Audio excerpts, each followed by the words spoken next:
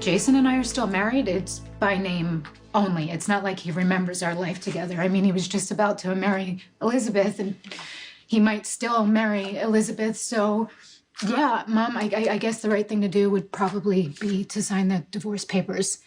That's not what I asked you. Honey, what do you want? What do I want? I want to go back to the moment where Jason and I were in our home together when we were in bed with our son for the first time.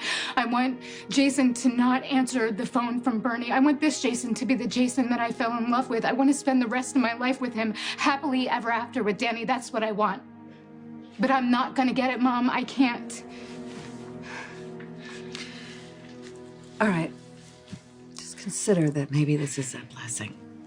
I mean, if Jason hadn't gone that night, no matter how painful that was, you wouldn't have this beautiful family with Patrick and Emma and all the comfort and the security that you found with them. Okay, you're right.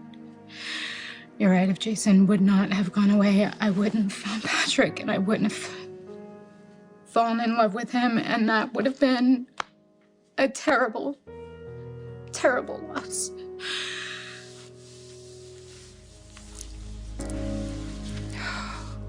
How's Patrick taking this? He's giving me time to figure this all out. What do you want?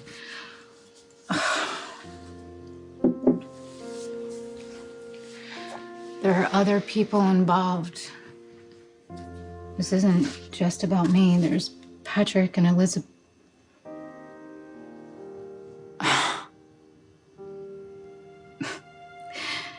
It's no wonder why Elizabeth fell in love with Jake. Considering she used to be in love with Jason. There's one other person in this equation that we have to consider. Jason. Yeah, Mom, I know. I know, he woke up yesterday morning ready to get married, and now he found out he's Jason Morgan, and he has no idea what that means. And he may never know. No, I refuse to believe that.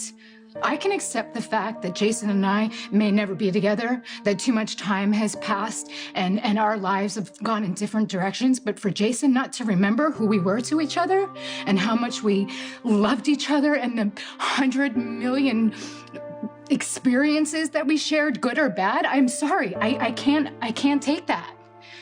Honey, you may not have a choice. Mom, all of those years that everyone said that he was dead, I believed that he was still alive. I felt it. I would tell anyone that would listen. You even told me it was the grief talking. Well, it was a reasonable assumption at the time. And I may have stopped saying it out loud, but I never stopped feeling it inside. Spinelli felt it too. Spinelli? Yes.